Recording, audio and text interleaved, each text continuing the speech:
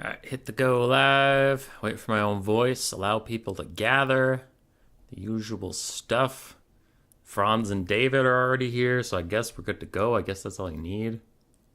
Alright, hit the go live. How are you all? Says Campo. Hello, hello. So what do we have? We have a for fun event for you today. It was premeditated. Got some players together. We have 4 newer players and 2 veterans on each team, so it's roughly even as far as like playtime in the game wise. And this is a long-running series we have on the channel. Bring it back up every once in a while. To explain it, it's roughly like dodgeball. These players over the last course of, I think, like 2 weeks have played all of their games to completion. We'll be casting the replays today of what went down. The dodgeball style of it is, I haven't done this example before. Let's go with a red marker. Okay, lovely. Whatever the top thing is, we'll go with Rusty's Wolfric the Wanderer, desaturate it, great. Let's say we go through the first round. Bootylicious fights World Beater, Lucinia fights Tron Travolta, Longshanks fights A. Ruta, etc. So let's just randomly do this. Right? Okay, if this is the situation, you would think that, well, this team has 4 people left, and this team has 2 people left, so it's over. All right, quick stream, that's stupid. No. Because these 2 are still alive, these 4 are still alive, so nobody's dead yet. And like Bootylicious could fight Coops, maybe he beats Coops, maybe he fights Lenorme, he loses to Lenorme, he's out, but Longshanks beats Lenorme, Longshanks beats Dr. Nerd, and Lucinia beats Longshanks. And then this team would win, having only Lucinia left. Right? So it goes that way. It's kind of a fun team-based event. It's not over till it's over. The themed teams are the winners from last time. They fought like High Elves, Lizardmen, Wood Elves, the Order Tide. These are the Mortal Raiders. Any mortal faction that can raid, we have, Dark Elves, Norska, Greenskins, Ogre Kingdoms, that sort of thing. And since they won, they got to reclaim their roles and fight again if they felt like it. On the other side, this time we went with the demonic realms. So you get the kind of mundane, meh, evil, and then you get the pure, actual, badass fuckery of the Chaos Wastes evil. So we have Warriors of Chaos, Nurgle, Tzeentch, Slaanesh, Khorne, and the Demons of Chaos. So it's the true demonic evil factions coming out of the woodwork to fight the pseudo-bads. That's what we have for you today.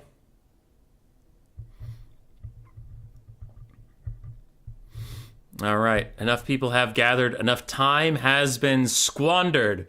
We will cast the games in order. Again, I did ask for a mix. Well, I asked for every player to send in their replays, win or lose, and then I picked a mix of winners and losers so you don't just get, the person in green wins every single time. Right. First is Bootylicious versus World Beater. Malus Darkblade versus Archaeon, the Ever-Chosen. If you go off of just lore, that's a hell of a task for poor Malus. I'm reading the Malus books right now, though. I'm rather partial to him at this moment. Oh, and last thing about the event is they do pick their legendary lords ahead of time, so you know exactly what lord you're fighting, but the rest of the army is make as you go. So the only thing each player knew is that Malus would be fighting Archaeon. And usually when we're behind the scenes planning this, right, if someone's a Dark Elf player, I say, what legendary lord do you want? Don't pick Malekith. Or for Tzeentch, I was talking to Lenorme, and I said, hey, you want to play Tzeentch? Don't play Kairos. So we can put our thumb on the scale a little bit to get some newer stuff and get some more fun matchups. So for the Dark Elves, we have Malus Darkblade, but aside from him, a Soul Stealer caster with Power of Darkness to get a little bit more Winds of Magic regen at the cost of some of our units' health, 2 Dark Rider Repeater crossbows, 2 Blackheart Corsair hand bows, a front line of Bleak Swords, and a secondary line of Dread Spears, double Hargoneth Executioners, including the Blades of the Blood Queen. Interesting. And 1 Blackguard of Naggarond. Rather elite backline infantry for the Dark Elves. I had to slow it down because the front lines almost collided. For the Warriors of Chaos, we do have 2 Forsaken of Nurgle to give them a little better melee defense stats. Looks like 2 Chaos Warhounds in the flanks to chase down archers or anything that routes. We do have Marauders in the central lines. A Chaos War Shrine of Nurgle for some healing, though you do have to get a lot of kills near it to get that healing, so I wonder if they will get that time. Triple Armored Chaos Troll, Archaeon the Everchosen with Spirit Leech and Searing Doom, and then 2 Marauder Horsemen throwing axes. Okay.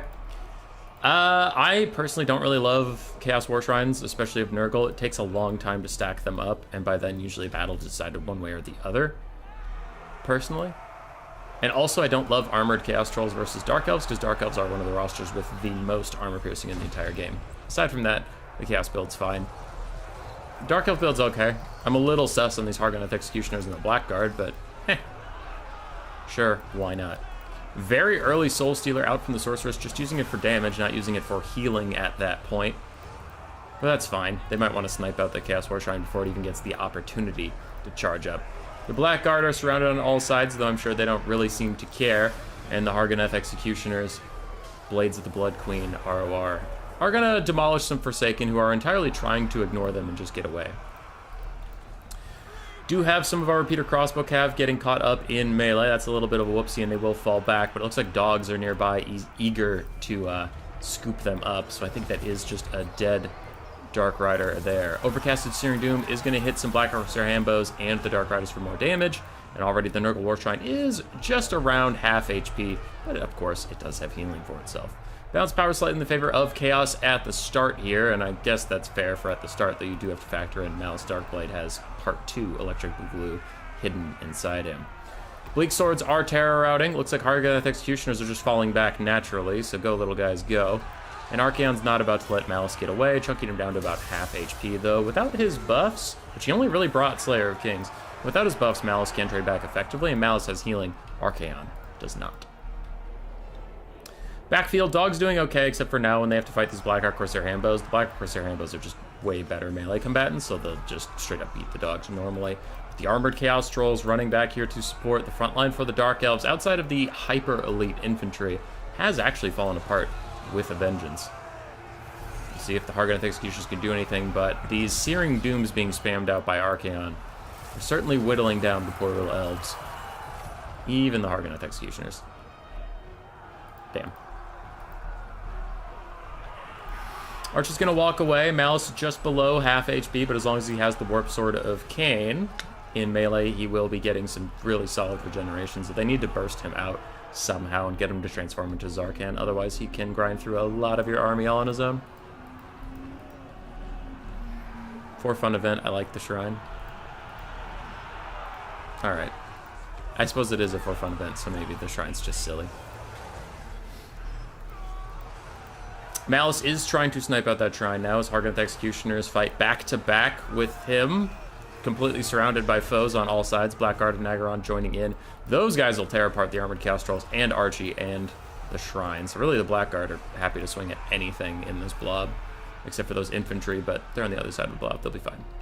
Blades of the Blood Queen continuing to mulch through things, and oh yeah, there are throwing axe cav. Hello, friends.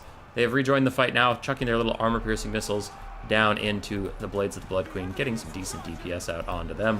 While Archaeon and the Chaos Trolls stop any counter-skirmish from the Black Arc Corsair Hambos, another Soul Stealer, I guess a little bit of the healing can be used, but it is mostly just to keep poking down Archie, who in turn throws out a Spirit Leech onto the Hargoneth Executioners. I don't know if that's the best target for your Spirit Leech. Feels like Searing Doom was doing a lot of damage to them. Maybe focus Spirit Leeches on Malus? Maybe.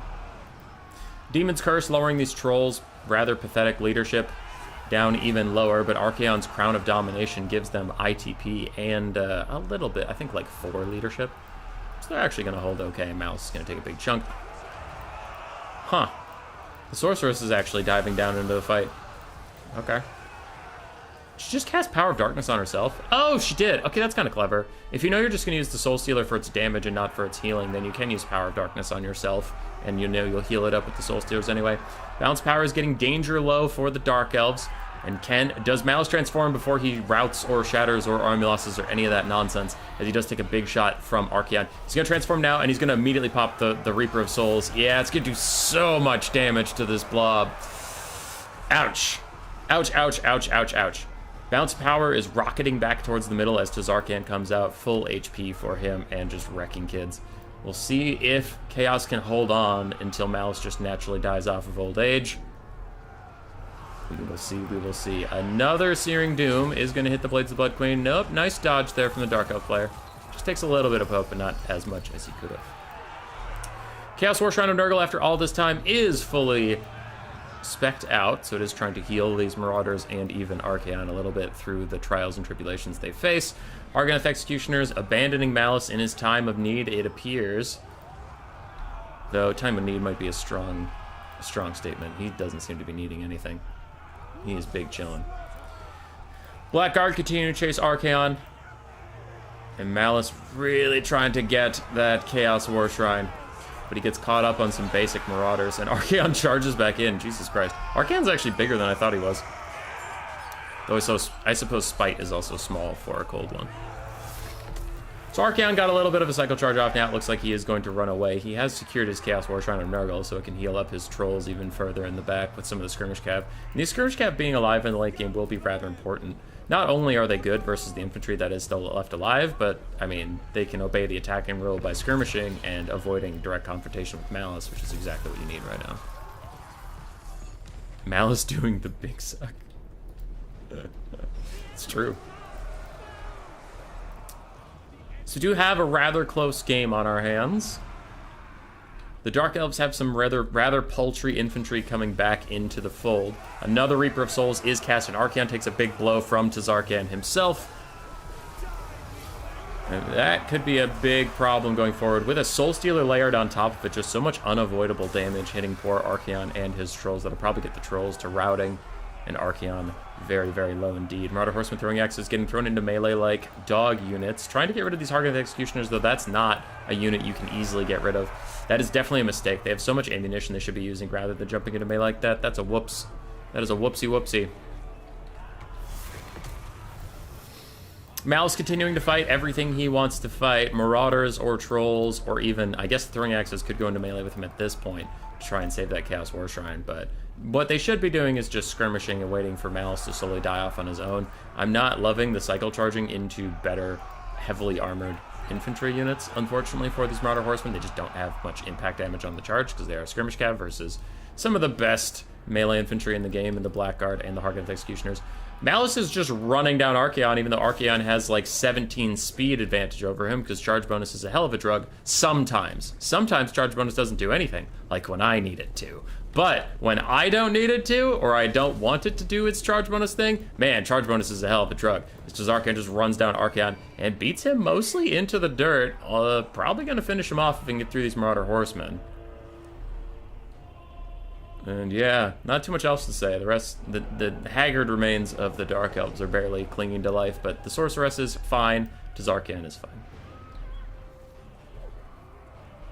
Is there a dumb question? Is there a way to effectively deal with Mortis Engine or Healing Aura effectively?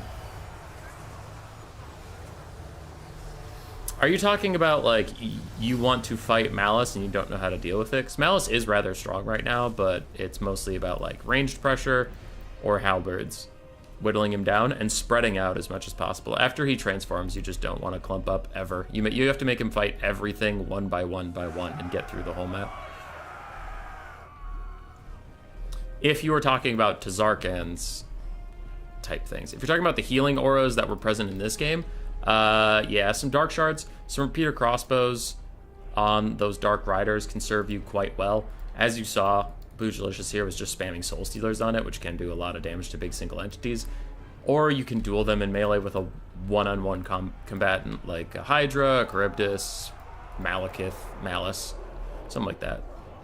Unfortunately, surrounding a Mortis Engine with even like halberd type infantry can typically not do well for you.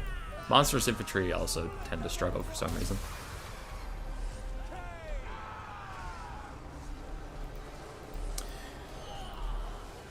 Warriors of Chaos still holding on for now, and as I say that, army losses hits, but they did drain down a lot of Tazarkan's health. It's just Archaeon getting caught by that charge attack. The speed boost that it gives you just lets him catch up. That was pretty rough. And some of the throwing axes coming to melee was also brutal. Malus, 3,100 value. Blades of the Blood Queen, 1,800. Blackguard, 1,800. Harganth Executioners, 1,200. So all three of the elite infantry actually doing rather nicely. Soulstealer, Caster, and Malus also doing well. Blackguard Corsair Hambos did fantastically. The Repeater Crossbow Cav did get run down by those dogs and trolls and Forsaken and stuff, so that was good for World Beater to take out those arm-piercing missile units rather swiftly. And the lower tier front line got completely bodied. For World Beater, Archaeon did fantastically at 3,200 value. The Chaos Warshrine and Nurgle did get fully charged and did provide a lot of healing. You're not going to see that in its value. The Armored Chaos Trolls also did well. Forsaken did well. Skirmish Cav did just fine. Maybe even good. Dogs did good. Marauders, fine. There's just a lot for both armies to get through. So for no spoilers, I'll flip back over to the Photoshop, get out the old marker, and Archaeon is the first to bite the dust. All right, what game am I looking for next here? Lucinia versus Tron. I did ask if the players, if they're taking a generic lord, for them to name them. So we have Harry, the Herald of Khorne, versus Throg, the Troll King.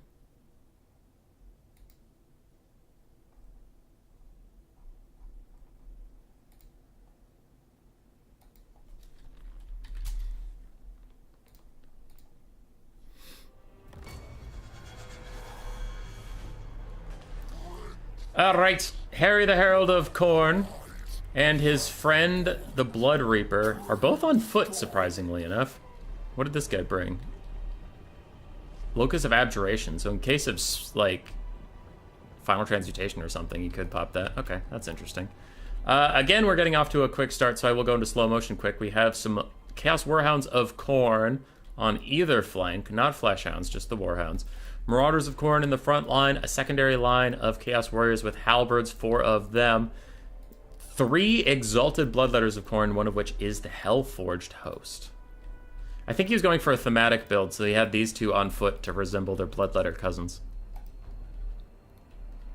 On the other side, for Tron Javolta, his name always screws me up. He does have a Sorcerer of Death with just Spirit Leech, Throg the Troll King, a Skinwolf Werekin, a Frostworm up in the sky, some Skinwolves, Marauder Spearmen, and Marauders with great weapons, 2 Marauder Hunters with javelins, and, of course, you have to bring a giant.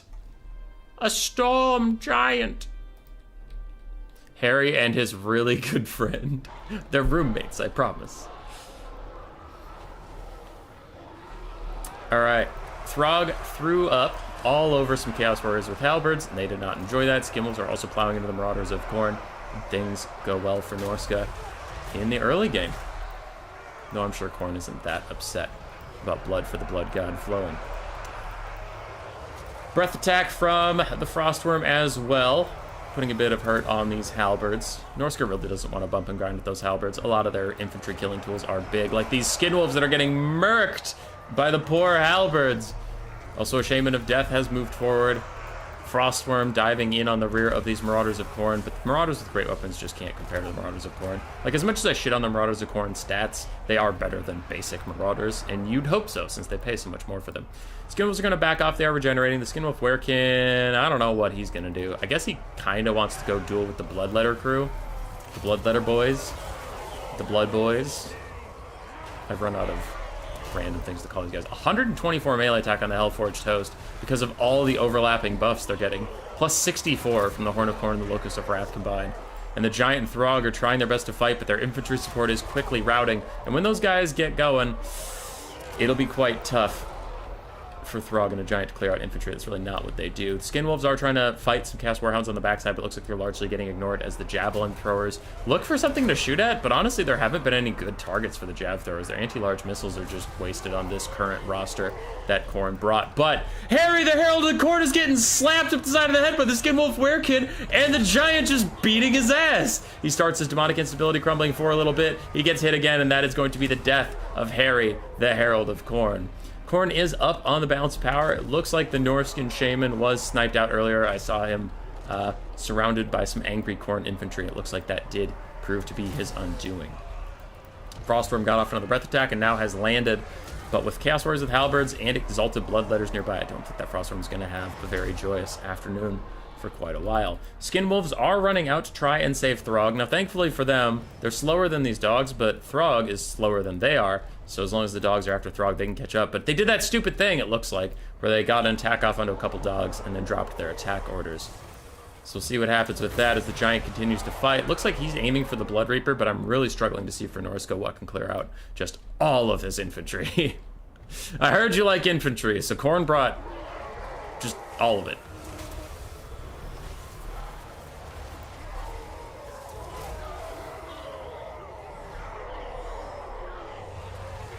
Yeah, this is confusing. Sorry.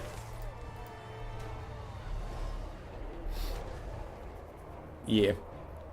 Seeing his boyfriend, roommate gets the enraged mechanic, that would be pretty good.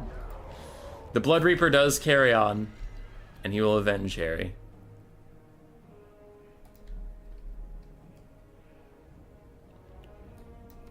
So GG's.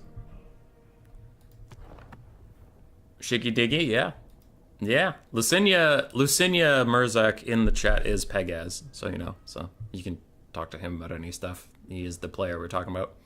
Hellforged Toast and the Exalted Bloodletters did fine. Considering this one was still full health, I think it's largely fine. The Chaos Warriors with Halberds were also pretty good, and Chaos Marauders did fine. The Chaos Warhounds also did good. So just like a lot of very strong infantry into Norska. Now the breath attacks from Throg and the Frostworm did their best to clear out some of those guys, but it wasn't enough. And then in the melee, the Norscan build did lack a lot of staying power, which I don't ever expect Norska to really outfight Khorne in the raw infantry fight. The Norscan Giant actually got pretty good value, so hats off to you, good sir.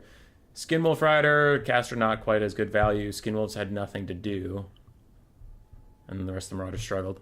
Yeah, I think chat's right. Tron was probably getting ready for some Minos, and then just walked face first into an infantry legion. So that'll be the first of the Mortal Raiders down. And what game am I looking for next? I need Rasibor the Demon Prince.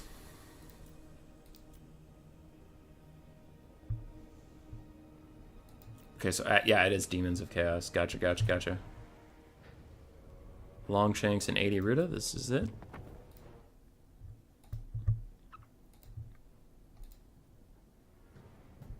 History will call them best friends.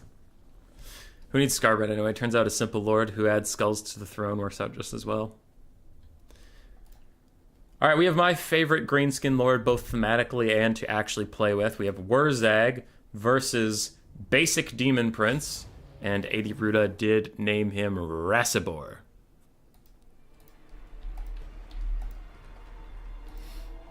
For the demons, we have an Iridescent Horror of Metal, that is a Tzeentch caster up on his little disc with Final Transmutation, Searing Doom, and Transmutation of Lead. The Demon Prince himself with just his Chaos Fury summon. We have Uncle Furuncle, the Great Unclean One ROR, a Blood Shrine of Khorne for some of those AoE buffs and a little bit of regeneration for just that unit. Triple Bloodletter of Khorne, quadruple Plague Bearers of Nurgle, and that is it. For the green skins, we do have a front line of Squigs, Goblins, Savage Orcs, triple, quadruple Stone Trolls, more Savage Orcs, some Spider Riders in the back. We have a Black Orc Big Boss for that AoE ITP to help out the Stone Trolls, and Wurzag himself for buffs for the whole army, and he is going to get hopped on, but he's on foot. Oh, okay, that makes him much tankier as Rasibor tries to dive onto him and doesn't get much done for now. Squigs and Stone Trolls getting a little ahead of their Goblins, but that's okay. The Goblins will be here soon. Now, hopefully Wurzag is casting spells to give them all buffs. It doesn't look like so far, but maybe it will be soon. As Stone Trolls come in for Rasibor, effigy to get is going to net him in place, though Wurzag's having issues getting through his own troops. He is trying to path through most of the Stone Trolls, which will prove to be a bit of a difficulty. Spider Riders on the backfield, nice rear charges, but they do want to back off after the charge bonus wears off, because fighting Plague Bearers and Bloodletters in melee is not going to work out. Big Final Transmutation cast. It was not overcast, thankfully, for the Greenskins, but still a big cast. Hits the Trolls and the Black Orc Big Boss and Wurzag, who is getting close to routing. A Waz popped for the whole army, giving them ITP. Wurzag is routed off the side. Now in the far area, the Greenskin hordes are chewing through Plague Bearers. Bloodletter's also getting a little low as Savage Orcs collide with them. These little boys with their stone axe is going to go absolutely nuts on the Bloodletters. Though their physical resist means nothing to the demons because they have magic damage, but oh well. Rasibor lands next to Uncle Frunkle. Goblins are terror routing, but Savage Orcs are rejoining the fight, and a very nasty Searing Doom takes out 2 units of Spider Riders. Damn. And Stone Trolls are now going to be left kind of abandoned with Chaos Furies hitting them in the back and Bloodletters hitting them in the front. They won't enjoy that whatsoever. They need some Goblin support or something to keep their leadership nice and high. We have an Here We Go, giving insane melee attack values to all of these Stone Trolls. Though the Stone Trolls, Wurzag's getting sniped back. The Stone Trolls are kind of getting in each other's way. You can see that, like, a lot of them aren't contacting this model. So with Monstrous Infantry, you usually don't want more than, like, 1, maybe 2 of the same unit in the same area, because they tend to just blob up on each other and not get, you know, you're not getting twice or 3 times the damage. You're getting, like, 1.5 and maybe 1.75 times the damage for the more units you commit. So I would like to see in the future if Longshanks even wants this advice. If he's just playing for fun, doesn't give a fuck, that's fine. But if he wants the advice, I would spread out your Stone Trolls through the fights. Like, there should be 1 over here. There is 1 over here, so that's good. Maybe 1 here, and then 1 protecting Wurzag from this iridescent horror. Because right now there's just too many of them in the same fight. They're kind of getting in their own way.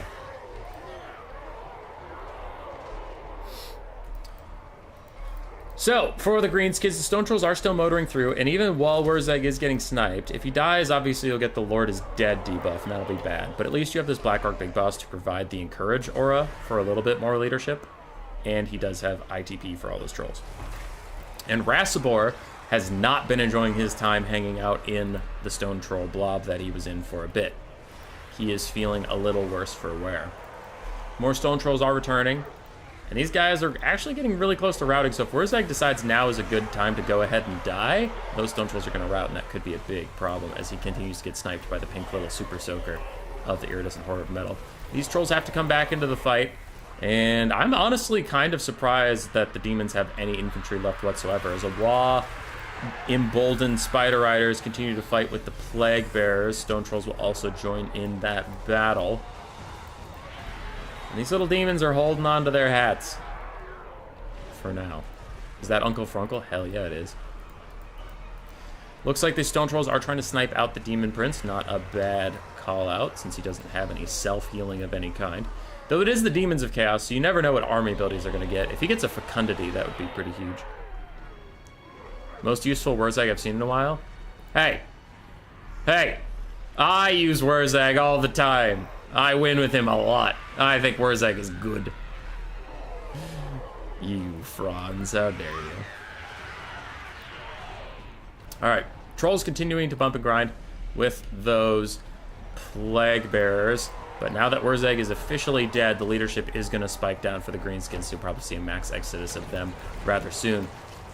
Defiling Deluge is down. It's more of a soul stealer than a rancid visitation, despite what its icon might tell you. And Rasibor tries to snipe out the Black Orc Big Boss, realizing he is the key to this Greenskin army that is even left, though most of the Greenskins are routing even with the Black Orc Big Boss's help. These Bloodletters of Khorne are just hanging in there. They have not started their demonic instability crumbling yet, and the Black Orc Big Boss is continuing to do battle with Rasibor, but his leadership tanks down to 3. He is barely hanging in there as Stone Trolls join him to the fight, but they're at 0, they're at -12, they're already routing as the second and final Chaos Fury summon is here. Iridescent Horror shooting these Stone Trolls in the back does get them to rout, and he was even going to final transmutation that Black Orc just to get rid of him once and for all.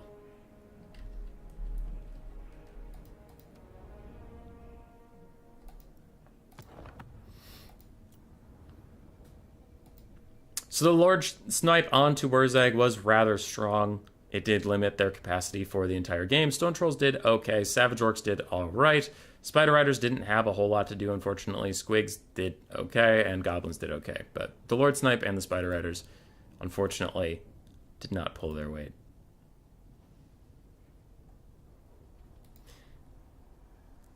Gobbo Stabby hero would carry? Never. On the other side, for 80 Ruda / Baruda, depending on you're going by their Discord or their Steam name, Rasibor did okay. He existed. Uncle Frunkle actually did nicely. The Iridescent Horror was actually the carry, apparently. Bloodletters did pretty well. They hung on a lot longer than I would have thought, and the Plague Bears stood around. They were tanky boys. So, GG. GG, GG. What's the score now? Well, look for yourself, sir. Why is it gone? Hey. There we go. I pulled it up. It's just a black screen. That had me scared. Score is currently 1-2, if that's how you are going to count it. And I'll pull up the next one.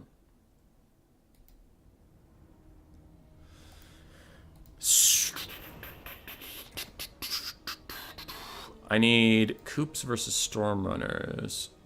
Okay, so we have Henrietta, the Herald of Slaanesh, versus Greesus Goldtooth. Franz, you're on a roll today. Are demons actually okay right now? I still think they're pretty bad, but... yeah, I still think they're pretty bad. I was trying to think of people who like them. So, oh, there's a little story here. Coops used to be on the other team. He was playing as Scrag the Slaughterer. That's why on the thing...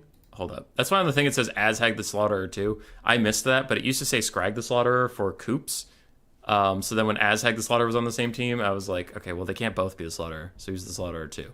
But Coops was seduced by Slaanesh, turned over to the dark side, joined their cause, and Stormrunner was like, all right.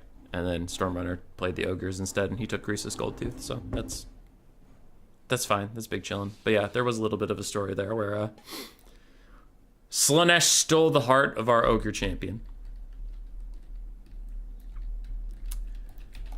So, for Slaanesh, we have the Eternal Entourage, Heartseeker ROR, 2 Seekers regular, Devoted Marauders with Spears, looks like 5 of them, and then 3 Exalted Demonettes, including the Bringers of Beguilement with their Rampage on Contact. We also have Henrietta, the Herald of Slaanesh, with Hysterical Frenzy and Acquiescence, plus a Chaos Fairy Summon, plus a nice defensive aura. What's up, more? We're doing a for fun like community event that's already been played. Now I'm just casting the results. The faction face-off, if you remember that from long ago. For the ogres, shit's about to go down, so I will pause it real quick. 2 Sabertusk packs, the Sky Striders, plus another Crusher with great weapons for Stormrunner, and then he does have some Ogre Bulls with dual weapons, the Powder Guts Man-Eater Pistol ROR, Triple Noblar, Greasus Goldtooth himself, and a Fire Belly to offer him support. So no healing unless you get a Butcher for the Crushers or Greasus. Might come back to haunt him. We'll see. I'm a renowned Firebelly hater, so maybe I'm just being a Firebelly hater. Firebelly charges in, gets a nice little attack off, and then the ogres will follow him. Now that the charge defense has been broken, these Devoted Marauders could actually take a lot of damage soon, and Acquiescence lowers the leadership, the melee defense of our poor Firebelly. So Frontlines colliding is the main story of the hour for now, while Sabertusk packs and Crushers are going to slam into the Exalted Demonettes and do a lot of damage. And on the front line, the Bringers of Beguilement are joining the fight. They have put Rampage on the poor Firebelly, and that'll probably proc on him soon. It has procced on him now. Got it.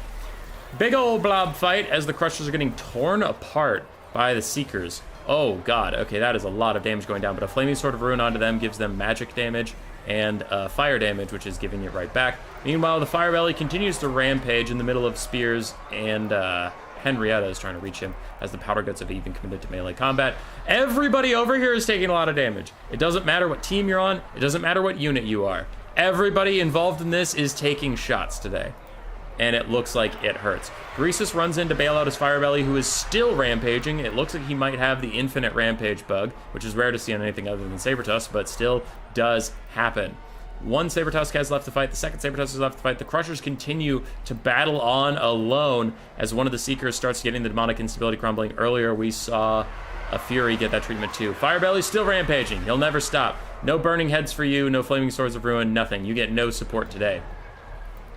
As the Seekers of Slaanesh are now fading away, we are down to 1 Exalted Demonette and the Eternal Entourage, who are out there fighting Sabertusk packs right now. Though actually the Sabertusk packs are trading back rather effectively.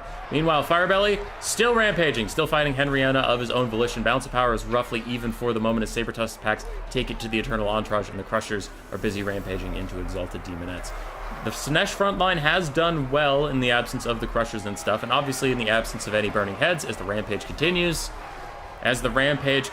No spells for you, ogres. You silly MacGuffins. Finally, he stops rampaging, only to rout. And the Eternal Entourage did eventually lose to those Sabertusk packs off in the distance.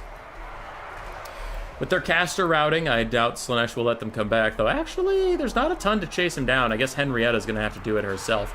Greesus is getting a little worked down, and this rampage continues, as both the Powder Guts and Greesus are rampaging right now. Henrietta is actually going to let the Fire Belly go. Nope. Okay, it was a brief lapse of micro. Or she just came back to drop that summon. Now she's going to go chase him down. So, the Ogre's caster is probably dead. I haven't seen a Crusher come out, so I imagine that they just don't have enough army passive for such a thing. Leadership is dipping for the Ogres as the balance of power shifts against them. The Crushers are finally running out of steam as they are now just surrounded by devoted Marauders with spears. And Greesus continues to swing away at the Exalted Demonettes.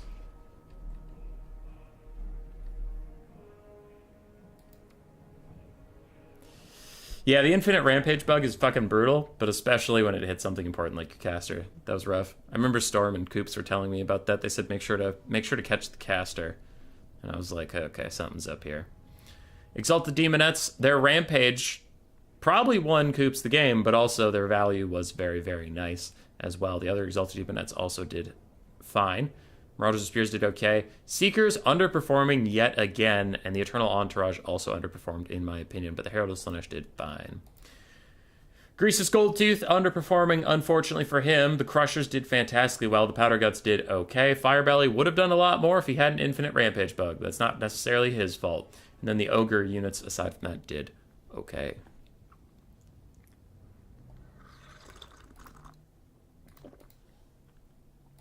It seems like Malus will have to solo the entire Chaos Waste soon. I don't know. We do have Azhag.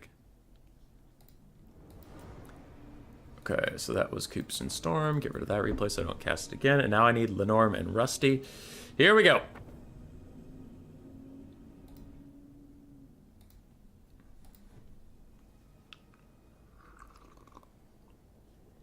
Stormrunner, now imagine that fight with 5 burning heads. Hell yeah, dude. Hell yeah. Who would have thought? Seekers did a lot of damage to Sky Striders, didn't they? Yeah, they didn't get that much value, though. The Heart Seekers probably did more. Alrighty, for Tzeentch versus Norska, we have 4 Marauder Horsemen of Tzeentch, 2 Chaos Knights of Tzeentch, 4 Marauders of Tzeentch, 2 Chaos Warriors with Halberds, the Severed Claw, Aspiring Champion ROR, and Village, the Curseling, with Pink Fire and Infernal Gateway. On the other side for Norska, we do have four Marauder champions. Holy shit. Okay, 4 Marauder champions.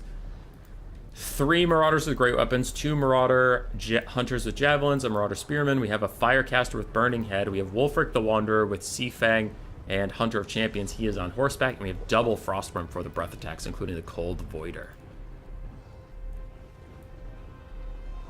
Damn. Chaos Knights of Tzeentch charging into the Marauder Champions briefly. I imagine we're going to have to get some sick breath attacks from the 6 breath attacks between... 6 breath attacks between the 2 Frostworms and then Wulfric Seafang plus a Burning Head. There actually is a lot to deal with these infantry out here, so we'll see how they do. Because right now the Cold Voider is still trying to hit these Chaos Knights of Tzeentch, and it's really not going his way, so he is just going to back off here soon as the infantry lines are colliding, making it a little harder for those Chaos Knights to cycle charge and do whatever they want to. Cold Voider staying on the ground could be a bit of a mistake. He has to get back up in the sky and start using his breath attacks. Do have our first coming in. It is a Burning Head down the line of those Marauders, and it arcs viciously away from the fight it was actually in, and now starts to just go through some other stuff as a Sea Fang tears the shields off of the Chaos Warrior of Tzeentch, but doesn't do much damage outside of that. The Cold Voider is up in the sky. Ooh, we might have a nasty Infernal Gateway as it's going to catch 2 Marauder Champions and a Marauder with great weapons in its gaze. The Cold Voider and the other Frostworm are trying to zone off some of the skirmish cav. But that Infernal Gateway is churning up a lot of Norscan bodies. It's hard to find their health bars in there, but it looks like at half health everything involved. Quick little breath attack from the Cold Voiders onto Village, but they both kind of miss him as a foot character. And the Marauders elsewhere are fighting Marauders of Tzeentch and Chaos Warriors, not having the best time of it, as the Norskins have no cavalry. I mean, their whole roster only is skirmish cav. So without Skinwolves or anything of that like, they are struggling to hold the Chaos Knights accountable, as the Chaos Knights can go wherever they want. The Skirmish Cav can also go roughly wherever they want. The Cold Voider is going to land down here and try and get some stuff done as Marauder hundreds of jabs. Going to chuck at the fleeing Chaos Knights, getting a little bit of damage over there. Meanwhile, Wulfric and his Frostworm not having the best time versus the Severed Claw and Village. His Marauder champion's trying to fight those aspiring champions, but it's not going well for him.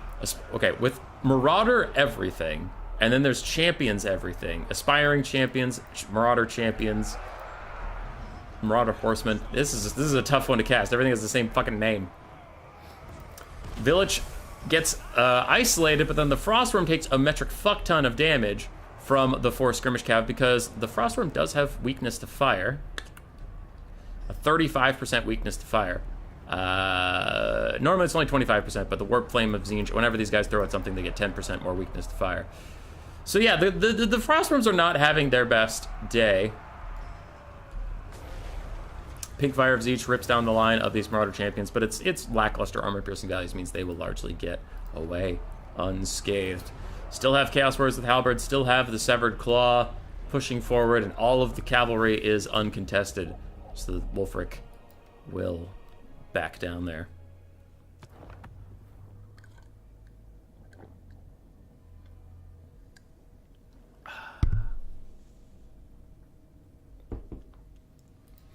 Village 1,100 value, Severed Claw 1,600. The Chaos Knights of Tzeentch got a combined 600, but I guess they were around. Chaos Warriors with Halberds did okay. The Skirmish Cav did really well, and the Marauders of Tzeentch did Wulfric with a 44 value, and that includes his Sea Fang. 71 value on the Burning Head caster after that Burning Head just carved away from the front line. Less than 200 value for both the Cold Voider and the other Frostworm. I think Tzeentchian shields probably mitigate a lot of your damage value, though. Yeah, it's just a tough one overall. GG. No Glade Guards with Azhag Spear Riders in that one, though? Yeah. You're right. It could always be worse. We are down to Azhag the Slaughterer 2 versus Kugath, Plaguefighter.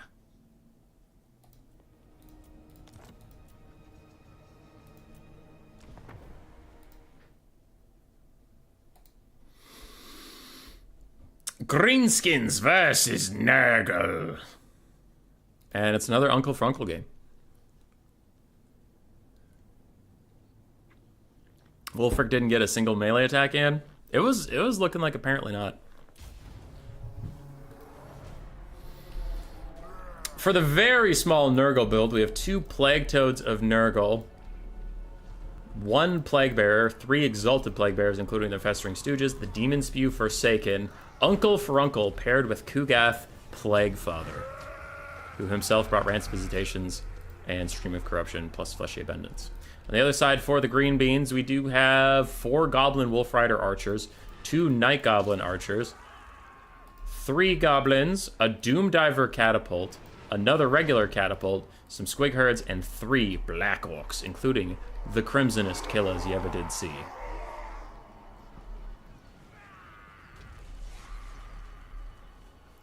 Two Chonkers, this is getting out of hand. Yes, it is. The Doom Divers are trying to shoot him, though. They will provide a little bit of poke. Kind of want to see some of those guys come flying in here. Wow, even the Catapult's shooting at Kugath. Alright, homing Doom Divers. Like, 1 or 2 out of 4 hit Kugath Plaguefather. Something's not right about that, but okay. Plague Toads of Nurgle going absolutely nuts. Hopefully the archers can deal with them soon, as the goblins are attempting to hold. Squig Herds and goblins charging on the other side. What does Azhag have for spells, by the way? So he have Aspect of the Dread Knight for leadership and the magic attacks, and then he has Spirit Leech. Okay. He's going to get a nice little dive down on these Plague Toads of Nurgle, just harass them a little bit, try and get them closer to that demonic instability point where they can really start crumbling away.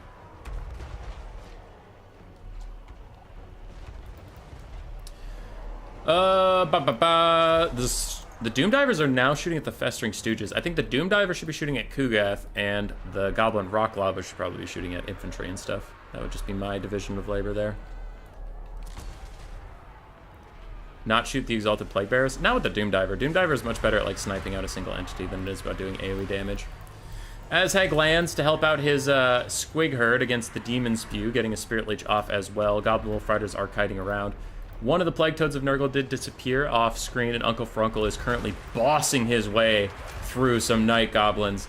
Not even close to stopping this man as he just waddles through. Doesn't give a single shit, doesn't look at explosions, nothing like that. Festering Stooges got held up for a moment against the Goblins, but they were quickly able to push through there, and the Greenskin line is collapsing. But now you have the secondary line, the Crimson Killers and the Black Orcs. They ain't going nowhere. They are much hardier, much better in a fight than your average little goblins. Until Kugath, of course, Mortis engines them all to death, but we'll deal with that when we have to deal with that, as the Doom Diver Catapult and the regular Catapult are shooting at some Plague Bearers. But you can see the Doom Divers really don't do that well versus infantry targets. Like, oh no, it hit that one Plague Bearer. So, probably could have been getting the damage that they could get out onto Kugath while they could get it. Demon Spew are routing, and a Waz popped for the Greenskins, giving them a lot of damage, and the Crimson Kill is currently surrounding Uncle Frunkle, are going to start tearing him to pieces. So he's going to have to watch out for that as Azhag gets away from Kugath. Now, I am concerned about two different Black Orcs being both within Kugath's Mortis engine range. That does make me a little scared, a little frightened. Magic damage. Aspects of Dread Knight is a weird choice against the demons. Yeah, it gives you magic damage so you can bypass their physical resistance. Azhag starts Spirit Leeching Kugath. And the Night Goblin Archers have rallied, and they're firing in onto Uncle Frunkle, who is taking a crap ton of damage. Plague Bear is also still getting kited out by the Goblin Wolf Rider Archers, though that ammunition is probably better used elsewhere.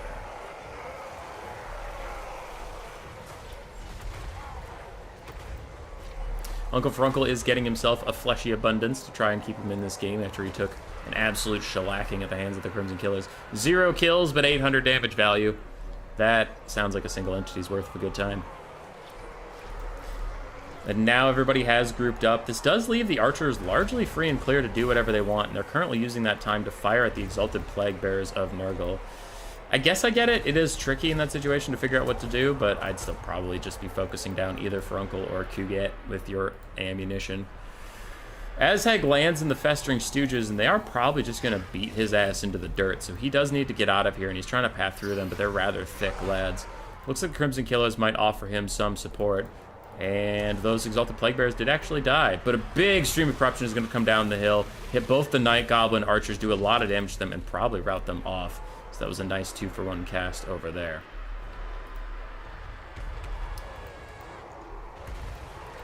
Kugath and Uncle Frunkle are going absolutely nuts.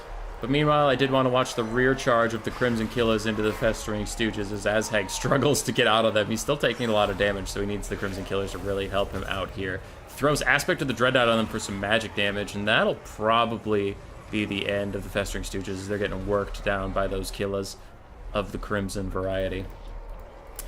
Black Orcs, as we mentioned earlier, though, they are slowly getting drained down by Kugath's Mortis engine. There's just not enough missile fire to really take out the two big demons of Nurgle that are here. With the Festering Stooges soon to start dropping, that'll be really the last of Nurgle's support, but it just doesn't matter.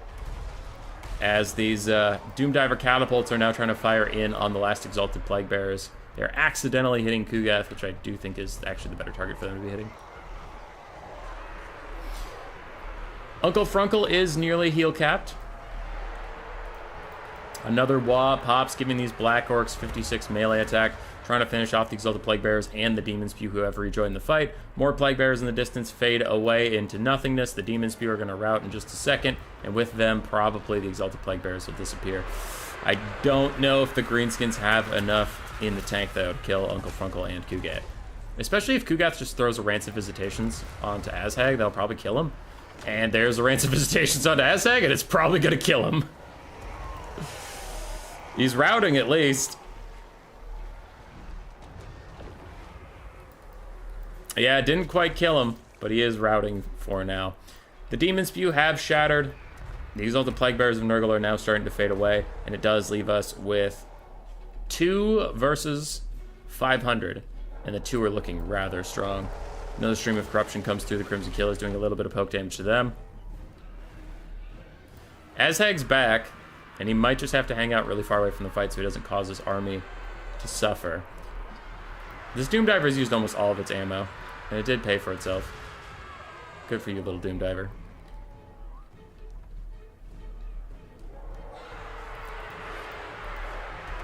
Goblin Wolf Riders charging back in to Uncle Frunkle, and the Crimson Killers rejoin the fight with a big stream of corruption through them, though they all start to rout. Azhag rejoins. He is going to throw down Azhag's Ard armor and back off, but it's just too late for the little green beans. Blunderbuss would get the job done? Hell yeah, they would. Alrighty. The Black Orcs honestly did do very well. Azhag did okay. The Doomdiver Catapult did fine. I didn't love its target priority, but it did fine. And also the Goblin Rock Lava did fine. Goblin Archers did okay. Wolf Riders did okay. And the Goblins and Squigs did okay. I mean, the build overall performed fine. I might cut one Black Orc and get some more Archers or something, but I, of course, would just recommend Wurzag, because I always recommend Wurzag, and I'd probably go with Wurzag. Though, since I learned how bad Rancid Visitations is for Wurzag's little body, I might have to go with Grom the Paunch for the healing.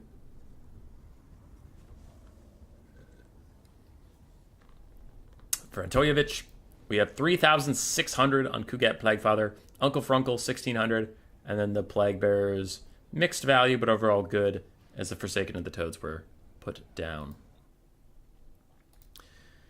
All right, human boy, that's it. That's it for the day. The stream is over. It's 5-1. Easy score, bad format. But wait, my friends. But wait. What if I told you shit's not over? At the start of the stream, I mentioned it, but most of you weren't here. Boojilicious is still here. Boojilicious ain't caving into nobody. So at the start of round 2, I tell everybody who is left alive, and in this case I did say, hey, Boojilicious, you're left alive versus everybody on the demon teams. Schedule as you are able, fight whoever comes first. So there's no particular order to these games. Yeah. So let's get some Nurgle Dark Elves. Apparently, the order I was sent them, Dr. Nerd flipped right around from his battle with Bavanus and got back into game with Malus Darkblade. Umbrella, Uncle and Kugath, still a better love story than Twilight. You're about to get Uncle and Kugath again. Booj didn't hear no bell? Fuck no, he didn't.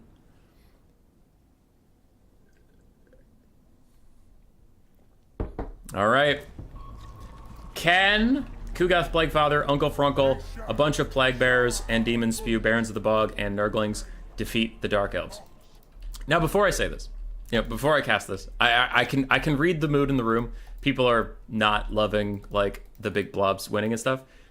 I did mention at the start, 4 players on each team are newer players, and maybe don't have the most build experience. So when they're playing an event they know is going to be streamed, they're going to play what they know best. That's probably why you're seeing a lot of similar builds out of players in the repeats. Just like an FYI. In case you're like, again? It's like, I mean, he knew the game was going to be streamed, so he's not going to like throw it away trying something brand new and get embarrassed on stream. Just FYI. All right. For the Dark Elves, we have 2 Dark Rider Repeater Crossbows, 4 Corsair Handbows, Malus Darkblade, a Deathcaster with Fate of Buna and Spirit Leash, Black Ark Corsairs, Dark Riders across the back line, and that is it. Hey, I like it. Yeah, you're allowed to like it. I was just like getting ahead of it in case people are like, why does he always take the same build? It's like, I don't know how many builds you guys have prepped, but it might just be like, this is the one I've practiced, this is the one I got. It is a little different. It is a little different. Barons of the Bog trying to catch up to these Dark Riders, but they are getting effectively kited out. They're going to take a lot of damage on the way. Black Ark Corsairs also firing in, and this is a pretty good Dark Elf build versus Nurgle in general. Just like a lot of missiles that can take care of themselves, especially the Cav can outrun pretty much anything Nurgle can throw at you.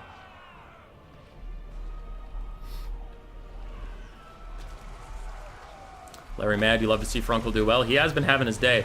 What happened to Malus? I wasn't looking. What the fuck happened to Malus? Did he get rancid? He better have gotten rancid visitations for that amount of damage. Good God. Though it actually looks like the Festering Stooges might have just fucked him up. Yeah, they did. Oh my God, they did. Okay, Malus took a lot of damage. Now rancid visitations on the follow-up. Nurgle pulls ahead early on the balance of power, though Fate of Yuna did try to hurt the Festering Stooges. It didn't really get enough. And some of the Dark Riders are getting caught in these Plague Toads as there's small micro slips. Not tiny slips. Small slips in micro from the Dark Elves. Defiling Deluge from Uncle Frunkle, trying to heal himself up. Remember, that is more of a Soul Stealer than it is a Rancid Visitations. And again, the Dark Rider Peter Crossbows get caught by the Barons of the Bog. Oh no! Oh no! That is actually a pretty huge loss. Losing your Skirmish Cav like that, with that much ammunition and stuff. And like, your Skirmish Cav is going to be huge in this game. And the other Skirmish Cav also getting caught. The Dark Elf player making some mistakes. Oh no! Oh no, oh no. More Spirit Leeches onto Uncle Frunkle. Dark Riders trying to bail out some of these Black Arquebuster Handbows. Oh, there's a Sister of Slaughter! Why didn't I notice that? Hey, Sister of Slaughter, how you doing? How you doing? Sister of Slaughter in there fighting the Festering Stooges, currently getting Mortis Engine down by Big Kugath. Dark Riders being chased off the map. Can the Barons of the Bog stay in range to actually push them entirely off the map? The world will find out. Nurglings fighting Black Corsairs, probably going to go bad for the little Nurglings. More Corsairs killing more of those Plague Bears and more skirmish elements coming in to deal with Kugath. And the Dark Riders are going to run all the way off the map as Murderous Prowess is popped.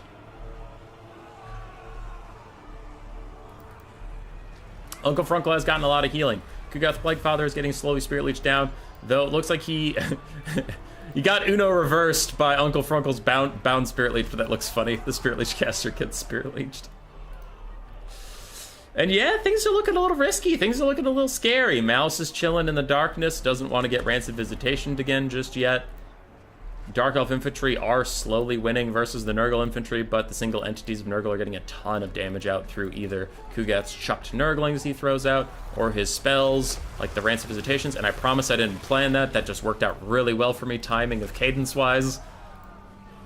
And I'm getting increasingly frightened, as we are losing more and more of the Dark Elf's ranged units. This Skirmish Cav is already under half ammo. Malus is returning. Now, the Black Arc Corsairs, even without armor-piercing missiles, they are absolutely gunning down Kugath as he walks into this, so he's going to be feeling that burn in the morning. Though they do have to back off before he gets into melee with them. It looks like the Mortis Engine is starting to apply, and the Barons of the Bog getting a rear charge. Oh, no! Dark Elves now realize the peril they are in, and they start to run away. The Nurglings are spawned. The Nurglings explode almost immediately with their weird bound ability that for some reason doesn't actually do much damage. And a big stream of corruption eats up the Dark Elves as they run away. And Malus realizes he's got to put the game on his back right now. With all the damage Kugath has taken from his skirmishers, he now is going to get sniped. Reaper of Souls plus Spirit Leech getting him even lower as Tazarkan chases after him. Tazarkan does not have magic damage though, so Kugath's rather formidable. Physical resistance will keep him up and healthy. Uncle Frunkle is getting torn apart on the sidelines. He can't keep healing through all of it, and a Fecundity is trying to save Kugath from the wrath of Tazarkan. Demon Spew fighting on the far side, and these Barons of the Bog plus the Festering Stooges are going to hold off these other skirmish elements, so I do think they won't be around to help Malus too much. I wonder if the Barons of the Bog should be over here, though, nerfing down Malus's weapon strength and providing a couple bodies for Kugath to hide behind. Skirmishers continue to shoot the poor Frunkle, the Frunkle who thought he was, but was no more. And Exalted Plague Bears with full ammunition are kind of wandering around the side of the fight. I wonder what happened to them that led them into this situation. But that, they might want to come down here and throw their grenades at Malus's butt. They might want to do that as the Festering Stooges are back in Kugath's good graces. And Malus hasn't landed a hit on Kugath in, like, 17 years, by the way. 2,900 HP on Kugath. Just a heads up. It's been that way for a while. And now he's getting poked with arrows, but Malus hasn't hit. Like, you would notice his 466 weapon strike. There, he finally gets a good hit in. And he even casts a buff for himself, so Kugath's going to need some healing rather quickly, or he is doomed. But he uses another Wind of Magic on Stream of Corruption, not Fleshy Abundance, so I wonder if he was just really far off getting to use that spell. We just saw Fecundity a bit ago, so there is no healing for Kugath nearby. Malus is struggling to land a hit still. With his 77 melee attack, he should have a good shot of doing it, but it looks like it's more of model interaction issues. But Reaper of Souls will do it for him, plus the Black Corsair Hambos. Why rely on RNG when you can rely on R and me? Spirit Leech, Reaper of Souls, arrows, take down Kugath, and keep the Dark Elves. And the Mortals in general in this event.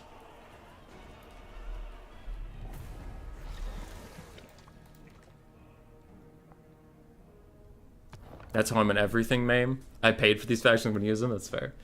Those frogs are really carrying. Frogs are amazing, aren't they, human boy?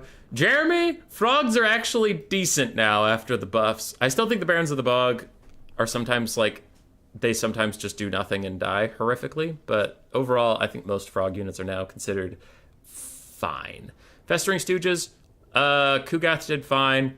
Uncle Frunkle honestly did okay. The Demon Spew did fine. This is just, it is a very tough matchup for Nurgle. The Dark Elves are quite proficient in it, and yeah, Malus does have some good anti-snipe tools by just having a second health bar ready to him. Black Corsair Handbows did fantastically well, as did Malus and the Spirit Lich Caster. The Skirmish Cav, one of them got 2,000 value. This is the one that got run the fuck down. And the Black Corsairs did nicely. Dark Riders struggled a bit, but they were just bodies.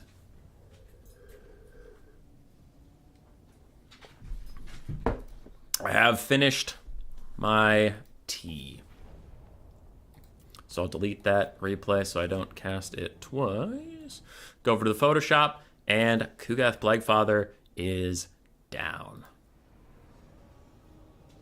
The next one, apparently, to challenge Boojalicious, I say apparently because, again, I'm just casting these in the order they were sent to me, is Ruda and his Demon Prince. Now, if you don't remember, there's the Photoshop. You can see Ruda is third from the top on the left-hand side.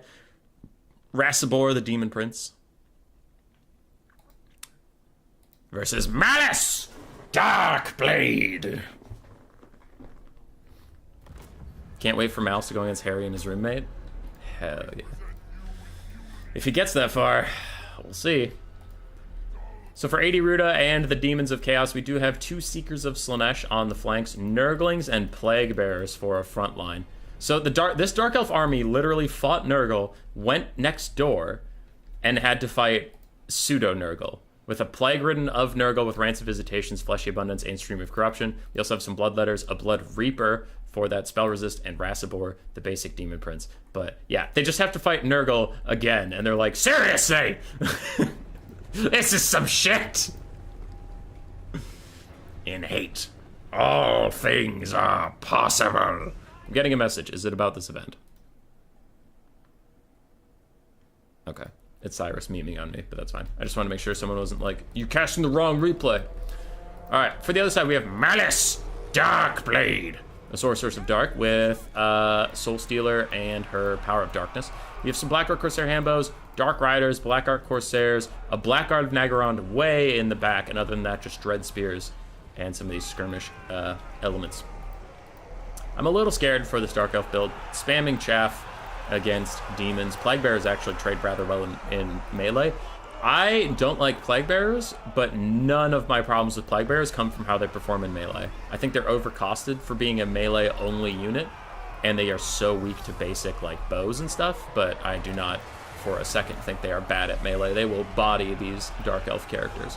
Rasibor dives straight onto the Sorceress of Dark. He wants none of her shit, and immediately just starts going to town. She's already lost. While getting healed by a Soul Stealer, she is already missing a third-ish of her health. Chaos Fury Summon is out, and Malus is in the mix, trying to get some stuff done as Bleak Swords and Black Arc Corsairs attempt to fight back against these Plague-ridden and Plague Bearers, I should say. Rasibor himself taking a lot of damage as well. It's not all free value in the land of milk and honey. But Seekers might catch out the Sorceress of Dark, who did have to run past the front line to get to safety, and then she dropped Micro for just a second, so Rasibor is after her again. She notices the peril she's in, she tries to escape, but runs straight into a Seeker, and is once again surrounded, once again takes another hit, and is probably going to tear her out and get run off the map. Malus gets an overcasted Rants of Visitations onto him, and this is a tough start for the Dark Elves. Some of their infantry are blobbing up. Now, thankfully for them, Nurgle and the Demon's Chaos in general don't have any good blob punishment spells to really hurt them in this area, but The Sorcerer's Dark has entirely shattered. Malus is getting danger low. Takes another shot. He might rout. His leadership is tanking. He needs to transform, and there's the circle. He is going to be fine. He does transform. Now Malus and the Blackguard are going to have to carry. He throws out a quick Reaper of Souls, and he's going to slap this Blood Reaper upside the head, forever daring to oppose his might. Elsewhere, though, things are still not going great for the Dark Elves. Locked in a pure grind battle with the Demons of Chaos, those Nurgle units really coming into their own. And there is still, of course, the Plague-Ridden of Nurgle. He can be casting heals onto the Blood Reaper and Demon Prince if he has the Winds of Magic for it, which, to be fair, he has used a Stream of Corruption or two, I think I saw, and an Overcast Rant's Visitation, so he's probably tapped out for now. But as long as Rastabor can stay safe, as long as the Blood Reaper can stay safe for a bit, in the late game they will have healing for them, as long as that Winds of Magic is conserved at some point. Malus is rallying the center here. He is helping all of his troops out with his various buffs, debuffs, and damage abilities, carving through those Bloodletters and Plague Bearers. So the center for the Dark Elves is getting a lot better. The flanks still aren't looking too hot for the moment. And Rastabor landed to fight some Dark Riders and stuff, but it's not going his way, and he is trying to run away from Tazarkan, who's running him the fuck down right now. No one is out here to help him. It's not like there's Seekers or something that can dive in and bail him out of that bad time, as the Plague-Ridden of Nurgle is surrounded on all sides. Tazarkan is not letting Rastabor go, is chasing him down. Never mind, he gets up in the sky because reasons, but we take those. So Rastabor is going to be fine. Malus runs over and he immediately starts chopping down this Blood Reaper, and the Plague-Ridden of Nurgle is also in danger. Does Rastabor come in and try and save his underlings, or does he just accept them as a lost cause? Balance of power shifts in the favor of the Dark Elves as slowly but surely they are actually out-grinding the demon units on the far side. I am legitimately shocked that the Plague Bearers are losing those fights. Rastabor dives back in, gets a big shot onto Tazarkan, honestly. Again, you just gotta get through his health. He throws down Reaper of Souls. That is going to heal him, and he gets damage resistance. That Reaper of Souls hits everybody in the central pocket. The Seekers of Slaanesh are fading away. The Blood Reaper is fading away. The Plague-Ridden is doing his very best to fight Malus, and he throws down one last Rancid Visitations as a final middle finger to Malus. But Malus ignores him entirely and gets a rear charge on Rastabor. Says, hey, I'll come back for you later. Fuck you, idiot. I'm going to kill your boss, who's leadership is faltering. Now he's starting that demonic instability crumbling as a Fury Summon comes out, and it is looking like a Dark Elf dub all the way. It felt brutal for them in the early game, but they somehow just outground Nurgle units in the fight, which is kind of fucked up. That probably shouldn't be the case. Malus put the game on his back, killed all the single entities, and won it for the Dark Elves.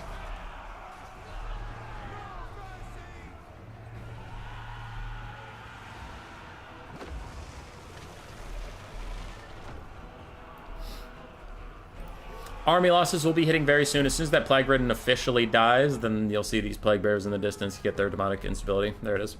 So that is GG. Dr. House would even be surprised. What's the full health unit in the background? There was a Nurgling and a Plague Bearer that were both chasing off stuff. I don't know how much they would have mattered, though. I am shocked how poorly the Plague Bearers did versus basic Dark Elf infantry. Hey, 80 Root is here. Nice. What up, dude? Rastabor did okay. Plague-Ridden did fantastically by Rancid Visitationing Malus. The Seekers did okay, but I feel like for how much they got rear charges and did everything they wanted to do, they still don't pay for themselves. Seekers of Slaanesh, in my opinion, need a buff or a cost decrease. Personally, I have been on this ship for a while. I think cost decreases. I think a lot of the Game 3 Demon rosters, Khorne, Nurgle's kind of cheap. I would actually rather have Nurgle units get, like, stat buffs, personally, than cost decreases. But for Tzeentch, Slaanesh, and Khorne, I usually favor cost decreases over stat buffs just because I want to have a bigger army as most of these demons, and usually when I play them, I feel small and I feel limited by my funds. So generally, I don't think a lot of the demon units need stat buffs. I think they just need cost reductions, and the Seekers are one of them. Seekers are fine if they weren't 1,000 gold, but the fact they're 1,000 gold is fucked up. I think they should be like an 800 gold calf, personally. Maybe 850, like maybe that, but I don't think they're even worth 900 in their current state. And obviously, if you get stat buffs, or if Slaanesh gets some buffs in some way, you would have to factor that in. But like current state of the faction, as of right now, patch 3.01, I would favor Seekers getting a cost decrease, and like the Exalted Keeper of Secrets getting a cost decrease. Things like that. Now, not every unit on the whole roster needs cost decreases, but I'm talking about a lot of the units could use them.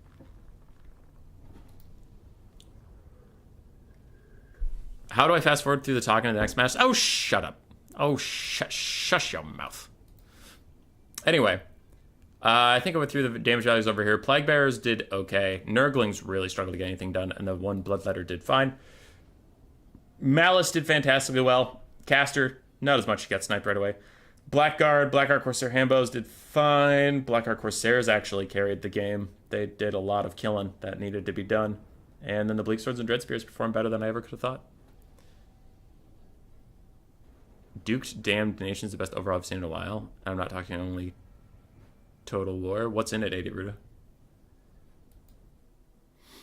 What's in it? Okay. So we're down. Boojilicious has slain 3 of the 6 opponents. Can his reign of terror continue? Or does it end today? Well, he did last long enough to get his match with everyone's favorite, Harry the Herald of Khorne. Though, I think we have an Achilles situation on our hands. Because remind me if I'm wrong. It's not perfect. But didn't Achilles have... Who's the guy that Achilles loved? Like, loved. Like, physically. There was that guy he really enjoyed, and then, like, he got all pissy with Agamemnon, so he stayed in his tent. And then that guy went out in his place, and that guy died. Because, like, he's like, I'm Achilles, I'm pretending to be Achilles so that the army fights, and then doesn't Hector of Troy just run up and body his ass? Oh, spoilers for the Iliad. Sorry, spoilers for the Iliad. My bad. It's been out for thousands of years, but just in case you hadn't got around to it yet and you were just going to start reading it, yeah, Hector kills Achilles' gay lover. I feel like there's some of this going on right now, though it's not perfect because the Herald of Khorne got killed and then his little quote-unquote roommate put on his mantle and became the Herald of Khorne. There's a little bit of that action going on. Patroclus? All right, you guys all got it. You mean Achilles' heel? Huh. Harry! There's I mean, we saw Harry the Herald of Khorne die. This is probably his little roommate friend. Just saying. Okay. So, for Boojilicious' Dark Elves, we have Dread Spears. We have 2 Witch Elves. Cold One Dread Knights. Malus Darkblade, a sorceress of dark with Doombolt, Soul Stealer, and Power of Darkness. 2 Dark Shards, and then Bleak Swords, and of course, the obligatory, 2 Blackguard of Naggarond. Boojilicious really enjoys his Blackguard. Next thing, Human Boy's gonna spoil who won World War II. Hell yeah, dude. Alright, on the other side, for Lucinia and the Herald of Khorne. 4 Marauders of Khorne, 1 Minotaur with great weapons, another up in the high ground, so 3 Minotaurs with great weapons overall. Harry the Herald of Khorne, though it's secretly not him because he totally died earlier, with a bunch of buff spells. And then we have Chaos Warhounds mixed with Fleshhounds, mixed with Chaos Warhounds, mixed with Fleshhounds. Wow, 4 of each. 4 Chaos Warhounds, 4 Fleshhounds. That is a lot of dog. Can they bunker bust through this box? I think those Cold One Dread Knights are going to have a terrible time. Wherever they go, 3 or 4 Minotaurs are going to crash into them and kill them. Human Boy, there's only 3 Minotaurs on the whole map. Shut up! I did not come here to be corrected. I came here to be correct. Dread Spears getting attacked by the Marauders of Khorne, and the first vicious volley of the Dark Shards goes for the Minos, but Harry, the Herald of Khorne, is undaunted. Undeterred as the dogs pile into the backline. This is probably too many dog units on the same infantry, but that is a minor point as the Dread Spears in the front line are starting to fall apart. The Bleak Swords in the back line are starting to fall apart, and the Dark Shards are already under duress. These Cold One Dread Knights have to get active in the game as the Soul Stealer comes down and it's going to hit like 5 units. But it doesn't matter as Harry and his boys are here to party. Marauders of Khorne are holding down Malus, who is desperately trying to get back to his lines to help out his people. They need him. As the Blackguard of Naggarond showing up, gonna push off some things. They'll do well against the Fleshhounds and all that sort of stuff. Now these dogs probably do have to wrap around to this hole that has been formed in the formation as the Blackguard were pulled over here. But the more chaos, the better it is for Khorne in this situation. The last thing you want is those dark shards just sitting and firing for free. You want them to be constantly running. You want them to be on the back foot, and it looks like that is what's going to happen, as now these dogs are starting to wrap around. These are the Chaos Warhounds. Chaos Warhounds don't have the same weapon strength as the Fleshhounds and stuff, but what they do have is an abundance of models and a really high melee attack due to the frenzy that they get from the Mark of Khorne. So they're going to fuck up some dark shards, actually, pretty quickly, a lot quicker than you would assume. Malus gets caught out, exactly what Lucinia wants here. Got his Minotaurs onto Malus, and they've already taken out like a quarter of his health while we've been watching them. It's pretty brutal. These Dark Shards, to their credit, have guard mode on, are just continuing to fire, continuing to support their brethren in the chaos of the melee while they're getting eaten alive by dogs. They haven't abandoned the Witch King or their duty to him. Coldstone Dread Knight's getting awful low. Khorne is getting rid of all of these Dark Shards, Bleak Swords, and such. And you can see with the enemy troop count at 1,300, about 650 have been killed. And remember, all those kills are going to allow Khorne to use his spells here. So I think we've seen a Horn of Khorne probably already, but I would expect to see a lot more spell spam going out. Harry the Herald of Khorne is not having a good time hanging out next to Malus Darkblade. He needs to be very careful about that, getting awful low, and if he does fall, his buffs go with him, but also just makes the rest of the Khorne roster so much more likely to rout, because the Minotaurs are still Minotaurs, right? They're rather cowardly individuals on most rosters. Minos plowing back in to try and save Harry, who is now rampaged by the Witch Elves. He can't leave if he wanted to. His demonic instability starts to happen, and the balance of power is coming back towards the favor of the Dark Elves. Harry manages to rally. He's holding on. He remembers his lover, and a Sword of Khorne is coming down on top of two Blackguard and the Witch Elves. The Dark Elves desperately start to run, but the Hounds dog them in, pen them in, don't allow them to leave, and it hits dead center, routing off those Witch Elves, killing them entirely, taking half health off of a Blackguard, taking another third off of another one, and that all of a sudden turns the balance of power way in the favor of Khorne, as all the Dark Elves start to rout. Zarkan transforms, and he will kill Harry. But is it enough? We've seen Malus carry a lot of games, but this seems a little intense. He still has his caster. Power of Darkness is cast on her. Maybe she can get a Soul Stealer down on this blob. And, ooh, Malus is punishing the shit out of that blob. Fleshhounds are fading away, but the Minotaurs get a huge downhill charge on the Sorceress of Darkness. If she doesn't get a Soul Stealer off right now, she's not going to get one for the rest of the game. She needs that healing to even stay alive in the battle. Dark Elves down to Malus, a caster, and some pitiful Blackguard. But what does Khorne really have? They have a full health Fleshhound, a kind of healthy Mino, another healthy Mino, and some Marauders. This is getting a little scary. Humanoid trying his best to trigger all the Khorne Knights for talking about their spells. Oh, hush you. Oh, hush. Fleshhounds do eat the Sorceress of Dark alive. Oh, she is dead as hell as Malus tries to bail her out. No Soul Stealers came in to give her any healing in her time of need.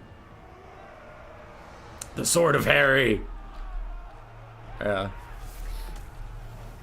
Sword of Khorne on a blob like this is insane. It was pretty good. We are down now just to Malus and, again, a very pitiful amount of Blackguard. Like 40, but their health is so low that they're going to be dwindling before your very eyes as quickly as possible. And now this is probably for the best. Khorne is spreading out. They are chasing down shattered units just to get those kills to get more army passive, but also buying time away from Malus. Throwing in just a Marauder to fight next to Malus for a while. Let him kind of whittle himself down. You just stack up some army passive while you feed Marauders into the churn. Now the Minos are charging downhill, but they're charging into Blackguard, who can still be fierce combatants. You have to be careful about that, but the Mino charge will take a good amount of health off of Zarkan. This might be too many units committing to the fight, though. I haven't seen a Reaper of Souls in a while, and a Reaper of Souls is going to hit all 4 of these units. That is a brutal mistake for Khorne. If they end up losing this game, they'll want that one back, because a Reaper of Souls hitting 4 out of your 6 units that are left in this game is pretty goddamn tough. Fleshhounds of Khorne, where are you, and how low are you getting? Okay, those are them, so they're doing fine. These are Chaos Warhounds. They can route and come back. And the Minos are beating the pace out of Malus Darkblade. Without any support, he is forced to actually fight every single Minotaur of Khorne on his own. Bloodstorm will do a little bit more damage and give him some damage resist, but it's not looking like enough, as the Minotaurs of Khorne are doing exactly what they were born and bred to do. Surround a big target and beat the shit out of it. And I don't think Malus can kill that, like, over half health one there, especially not with Reaper of Souls up, because it's definitely on cooldown, like we literally just saw it. that'll be the end of Malus Darkblade.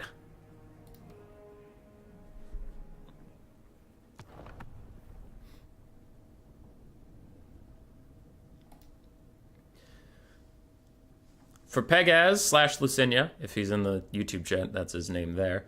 Harry the Herald of Corn did fine. He did add some support. Marauders, honestly, really pulling their weight for like the first time in their lives. Minotaurs got incredible value. I mean, this one probably got sniped out somewhere, but the other two did fantastically. Fleshhounds of Corn, overall, pretty good stuff out of them. Nice mass, nice job chasing things down. And the Chaos Warhounds also did good. For Boojilicious, Malus Darkblade tried to carry. Now his value is only going to show you Malus's value. It's not going to show you Tzarkan's value. So I guarantee you he had more than that because he got a lot of damage out.